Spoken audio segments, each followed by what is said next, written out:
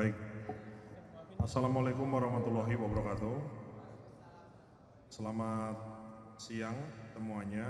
Yang saya hormati Bu Arumsari, Wakil Kepala BGN, dan Pak Mayor Jenderal TNI Trenggono, Wakil Kepala BGN, dan awak media semua yang saya hormati semuanya. Minta maaf, tadi mungkin undangannya jam 11, tapi kami baru selesai rapat dari jam 9. Kami membuat semacam cara bekerja atau budaya kerja yang baru.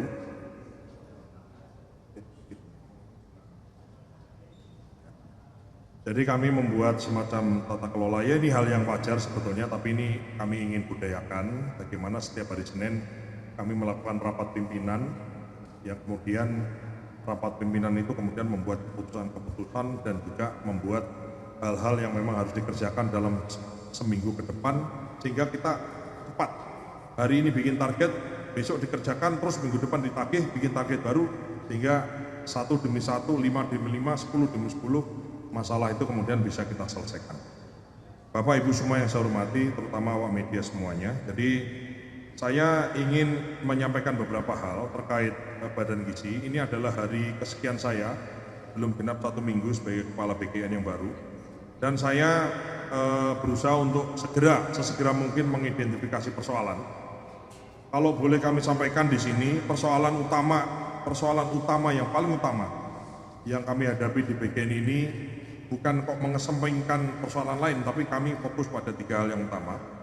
Yang pertama adalah adanya perilaku atau tindakan koruptif yang ada di BGN ini, yang sebagaimana Anda semua juga tahu bahwa sudah ditangani oleh kejaksaan, dan kita pada intinya terkait tindak pidana korupsi ini menyerahkan sepenuhnya mekanisme penanganannya kepada pihak yang memang menangani, yaitu kejaksaan.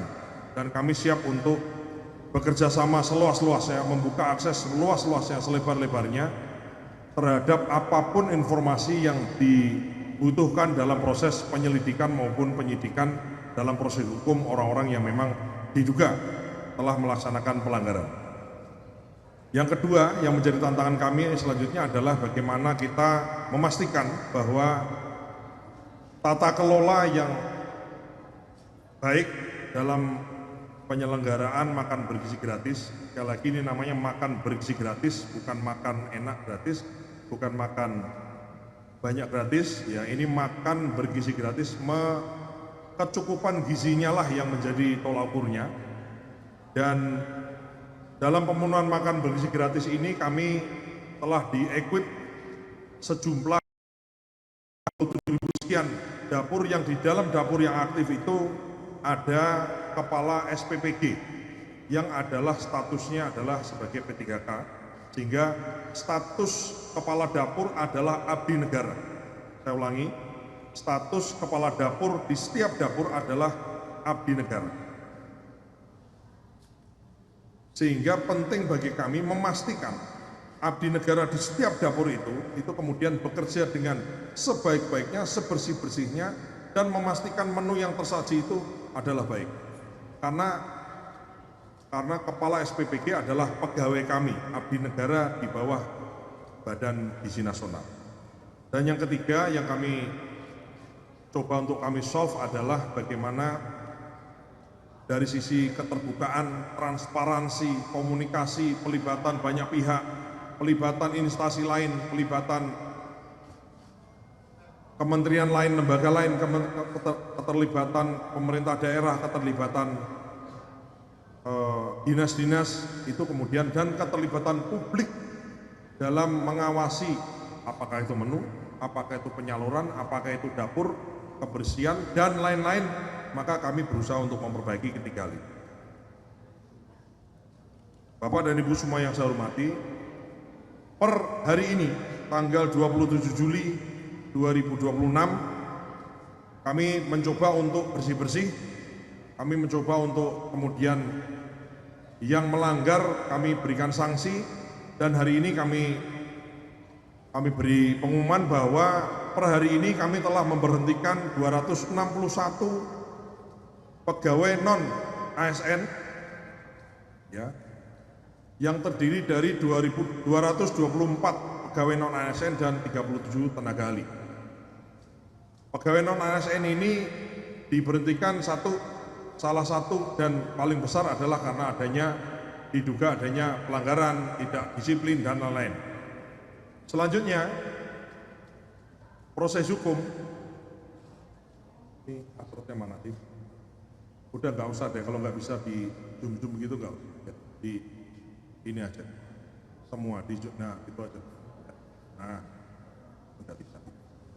Selanjutnya kami telah memproses, ada temuan 9 melakukan pelanggaran berat atau disiplin berat. Ini adalah ASN dan P3K, dan besar kemungkinan yang bersangkutan akan kami proses pemecatan.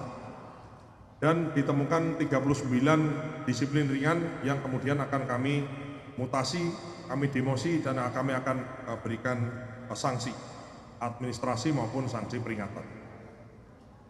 Selain itu, kami telah menemukan ada 883 dapur yang kami suspend per hari ini, yang terdiri dari 98 di wilayah 1, wilayah Sumatera, 311 di wilayah Jawa dan Madura, dan wilayah 3, 424 dengan total sebagaimana di layar 833. Dapur yang disuspend secara permanen ini itu bukan kayak yang lalu, misalnya dulu kan disuspend tapi tetap dibayar. Kalau ini udah suspend, tutup, nggak dibayar.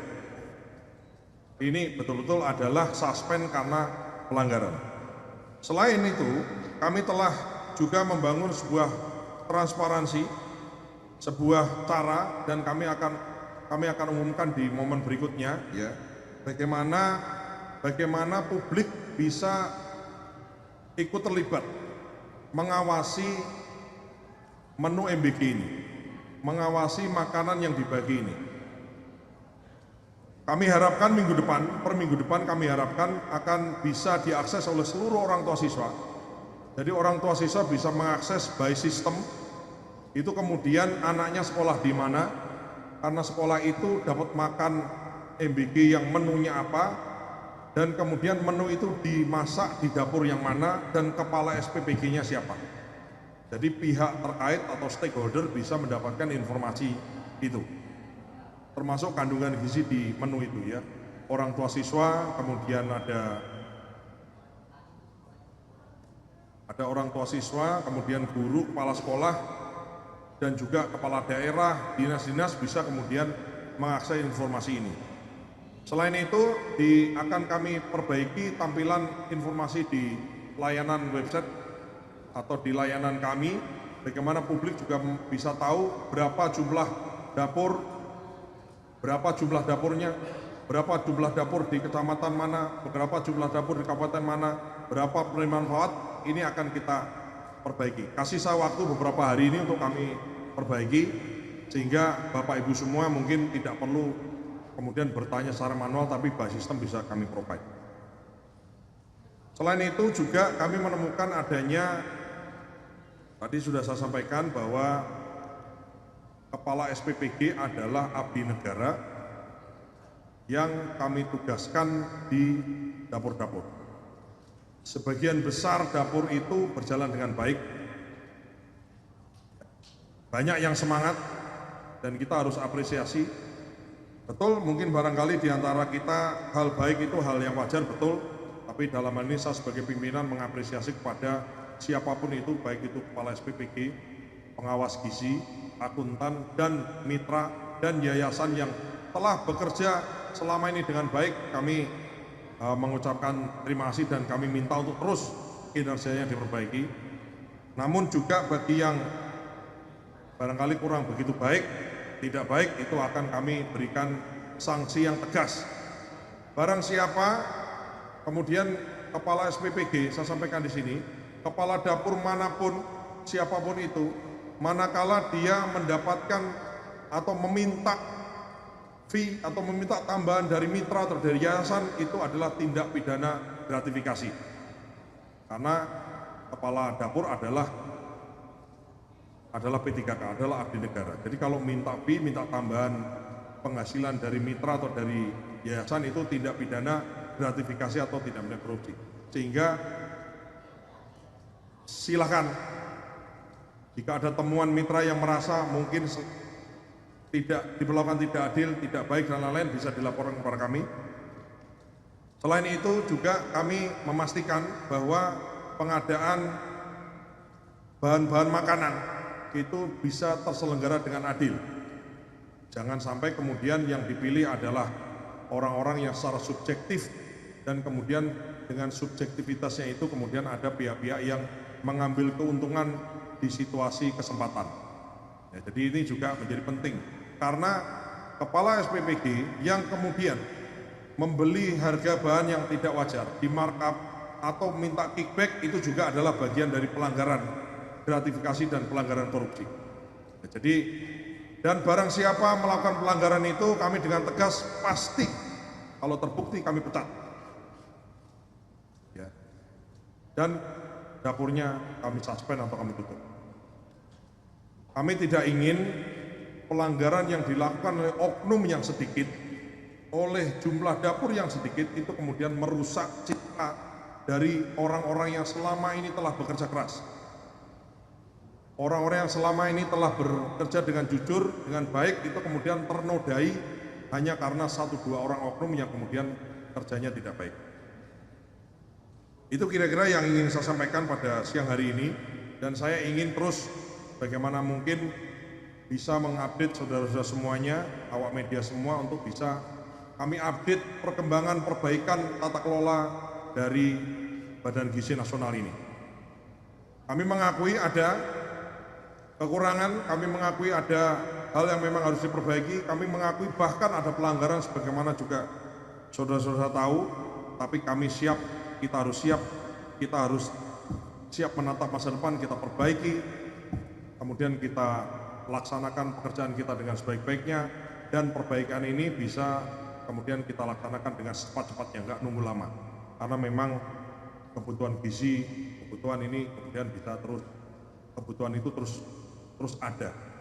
Saya sudah melakukan beberapa kunjungan ke sekolah, harus ya kita akui di beberapa sekolah itu memang banyak anak-anak yang ukuran tubuhnya barangkali itu kalau dibandingkan dengan umurnya memang tidak sepadan. Banyak, ada yang di kota, ada juga yang ada di pedesaan, dan inilah yang menjadi concern kita.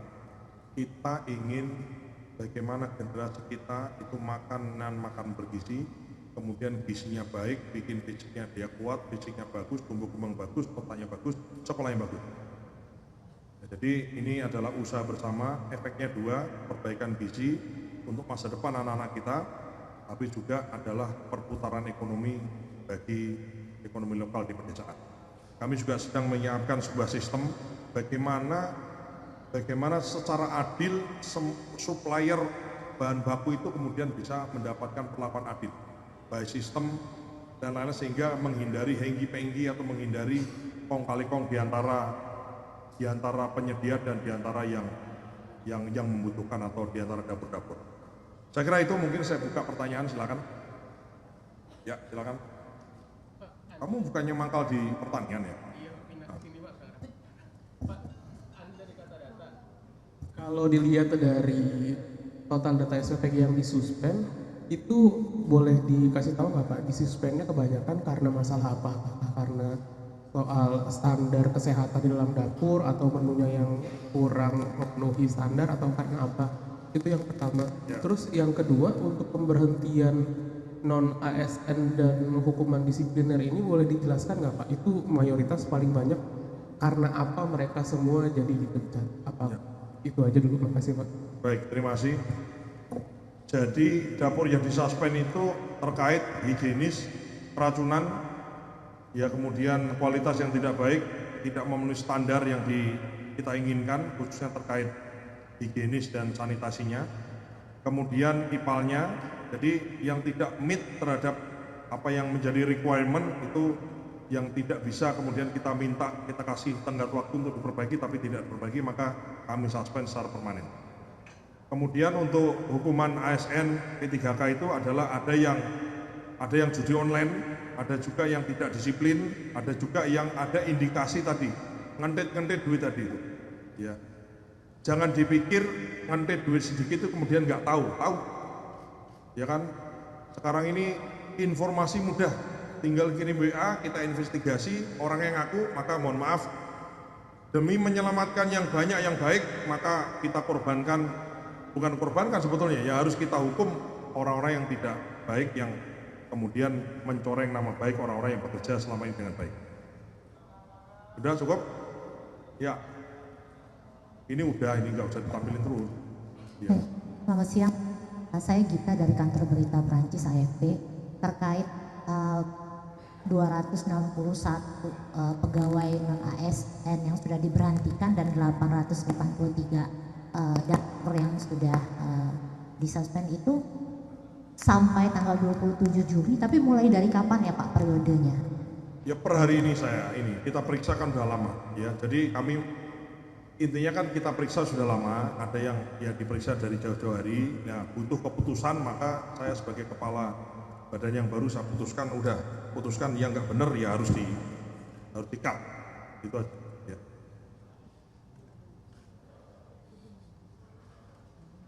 Teriak aja kali ya. Ini kan pasukan berani mati takut lapar, ya kan? Cek. Assalamualaikum. Dar. Perkenalkan Dimas dari cek. Mas, ada beberapa pertanyaan yang aku pengen tanyain. Yang pertama itu soal adanya asosiasi di sini. Ya. Nah itu kan kemarin Master janjiin kalau mau melunaskan atau menjanjikan bahwa yang penting Bapak Ibu ini tidak rugi gitu. Nah skemanya sudah dibuat atau belum, itu yang pertama. Terus yang kedua, tadi kan ada data di sini, itu rata-rata kebanyakan yang disuspend yang di daerah luar. Ya bisa kita lihat itu kebanyakan di 3T. Itu ataukah bentuk kesengajaan BGN dalam ingin merombak sistem yang tadinya mau diganti dapur kantin sekolah atau seperti apa? Yang ketiga, tadi singgung juga cek bagaimana sih Mas ini ya. Cek yang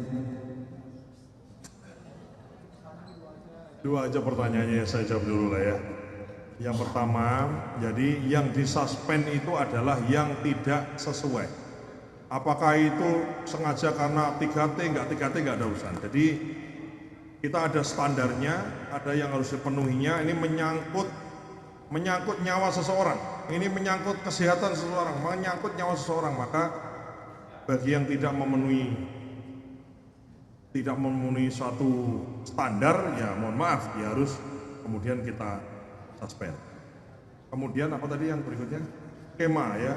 Betul, kemarin saya telah menerima beberapa asosiasi ya, yang oleh pimpinan yang lama itu kemudian ada semacam komitmen ya, artinya dia bangun dapur, kemudian nanti dengan skema yang begini dan begitu. Saya sampaikan dan Anda bisa lihat juga di tayangan-tayangan yang memang sudah beredar, bahwa intinya begini, ini mitra siapapun itu. Kadang-kadang kan orang itu menganggap BGN itu kemudian dianggap mitra ini orang yang cari untung ugal-ugalan gitu ya. Apakah ada yang oknum-oknumnya? Ada mungkin, mitra yang cari untung mungkin kebanyakan ada. Tapi bahwa saya katakan mitra ini adalah namanya mitra. Mitra itu bahasa Sanskerta yang artinya adalah kawan atau adalah sahabat. Jadi mitra ini adalah orang yang mengeluarkan biaya, membangun pakai uangnya, membangun dapur. Saya sekali lagi saya tidak punya dapur, jadi saya tidak ada kepentingan apapun. Jadi bagi mitra yang banyak dan kebanyakan mitra itu baik, maka ini harus kita apresiasi.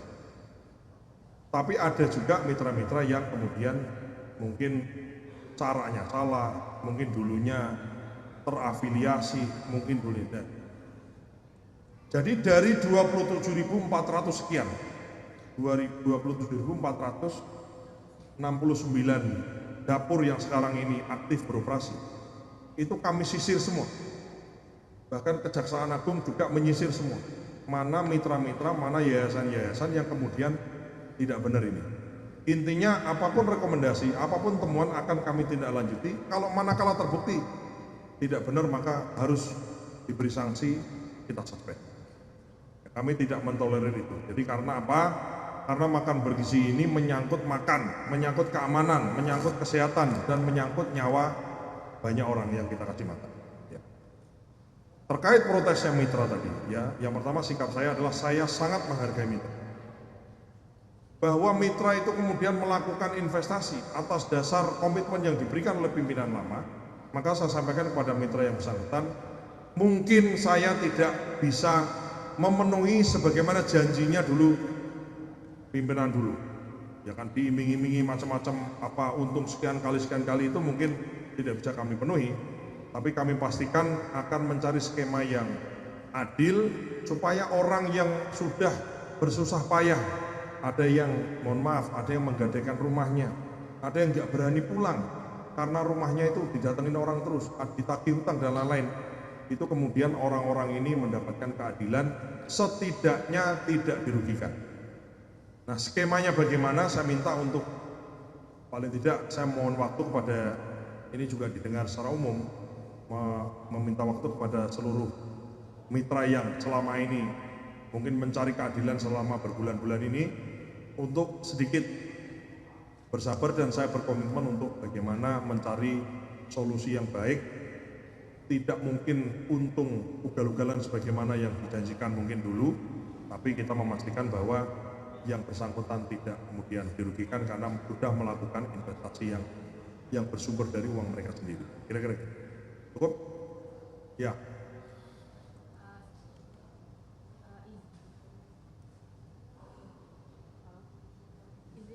Ya, kedengeran. Saya juga dari pikiran rakyat. Tadi kan ada banyak ratusan SPPG yang disuspend di wilayah, kebanyakan di wilayah 3T ya Pak. Jadi kayak Intan Maluku Bukan dan 3T, bukan 3T. Ya maksudnya di wilayah 3. Ya, Nah, di wilayah manapun. Di luar ya, Jawa. Ya.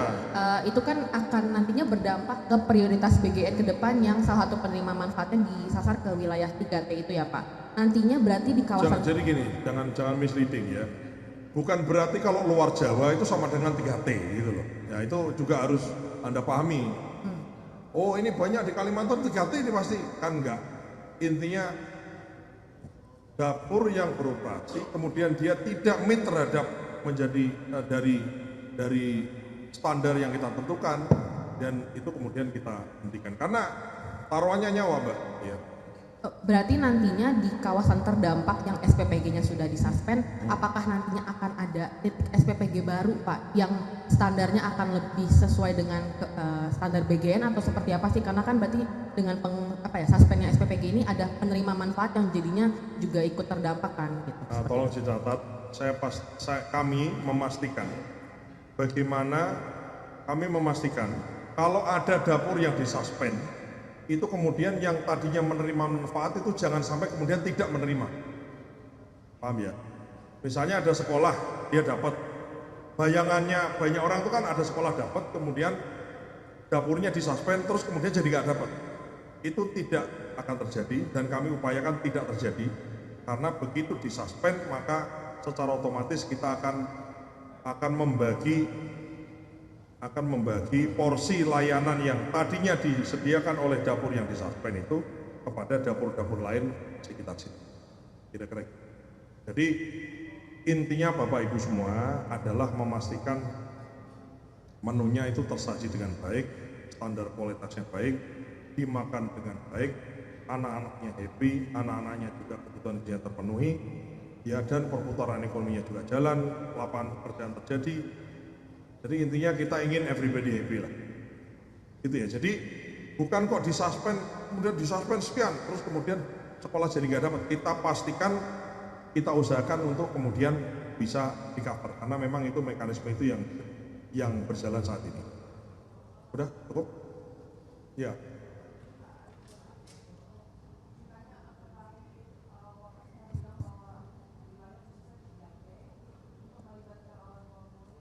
Sekolah dan lain-lain Pak. Bukan hanya 3T, semua dapur. Itu Ya. perkembangan seperti apa Pak? Jadi kami sedang menyiapkan satu skema atau sistem ya, nanti akan kami umumkan ya, biar agak ada pengumuman berikutnya gitulah ya. Itu bahwa orang tua itu sesimpel gini, bayangannya adalah ini lagi dibangun, insya Allah mungkin minggu depan gitu, kira-kira paling lambat 2 minggu lagi atau minggu depan lah kami upayakan sudah bisa diakses. Orang tua misalnya login di sistem, memasukkan NIK anaknya, dari situ maka akan tersaji anaknya sekolah di mana, menu makanan hari itu tuh apa, kandungan isinya apa, makanannya dimasak di mana, ya, dan kepala SPPG-nya siapa, itu bisa diakses oleh orang tua, guru, kepala sekolah, ya. Dan juga kami juga akan melibatkan secara khusus pada misalnya dinas kesehatan, dinas pendidikan, ya, kemudian kepala daerah dan lain-lain bisa untuk mendapatkan informasi. Karena ini menyangkut data pribadi, ya, maka untuk tahu layanan siapa itu kan maka harus ada NIK, maka loginnya pakai NIK. Nah, untuk umum kami upayakan bisa mendapatkan yang lebih general, misalnya titik SPPG di kabupaten situ di mana saja, menu yang tersaji di mana, dan layanan sekolah yang dilayani di mana. Intinya kami berusaha dari yang manual bagaimana kemudian menjadi digital sehingga mudah dan gampang diakses oleh semua orang. Gitu. Ya, lanjut yang belakang.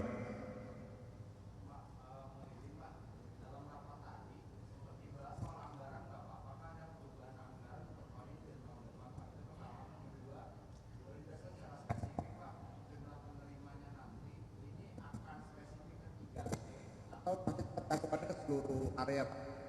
Oke, saya jawab. Untuk terkait anggaran belum kami bahas, kami lagi sisir semua ya.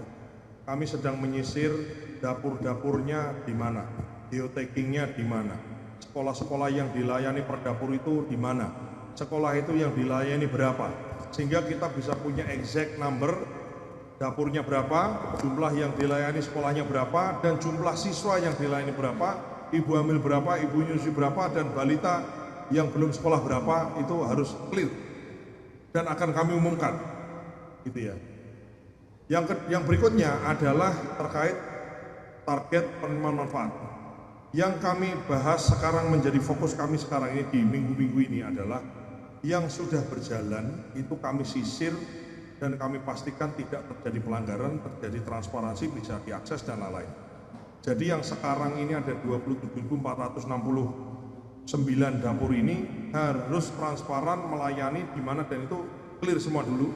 Baru nanti kami akan jam-in kepada 3T, jam-in kepada mitra yang sudah bangun, jam-in kepada persoalan-persoalan lain, dan doakan kami bisa untuk segera kami selesaikan ini. Oke, cukup? Terima kasih. Salah satu program PPG ini kan untuk menggerakkan ekonomi masyarakat ya Pak. Ya. Tapi kalau dilihat beberapa tempat itu menggunakan minyak, gas, dan itu yang subsidi itu bagaimana ya Pak? Nanti Tidak boleh, ya, tidak boleh masak untuk MBG memakai minyak kita, tidak boleh memakai gas melon 3 kilo, dan tidak boleh memakai beras kita SPHP. komentarnya bagaimana? Kalau ada, misalnya awak media menemukan di sosial media, silahkan dilaporkan. Dapur mana menggunakan minyak kita, itu nanti kita akan beri surat, akan kita beri teguran, surat peringatan. Kalau memang ngeyel bandel ya kita tutup dapurnya ya. Tidak boleh memakai barang seperti itu. Ini berarti bangun whistleblowing system. Termasuk begini, termasuk misalnya, mohon maaf Mas, sorry ya, saya potong. Termasuk misalnya kemarin harga telur turun ya, kamu kan biasa mangkal di Kementan ya. Harga telur yang harusnya HAP-nya 25.000 di kandang, itu kemudian jatuh sampai 12.000, 15.000 pernah itu kemarin. Maka juga kemudian si kepala dapur harus membeli telur, bukan kemudian 12.000, 15.000, harus membeli telur di harga acuan pemerintah untuk supaya memastikan stabilisasi harga peternak tidak dirugikan.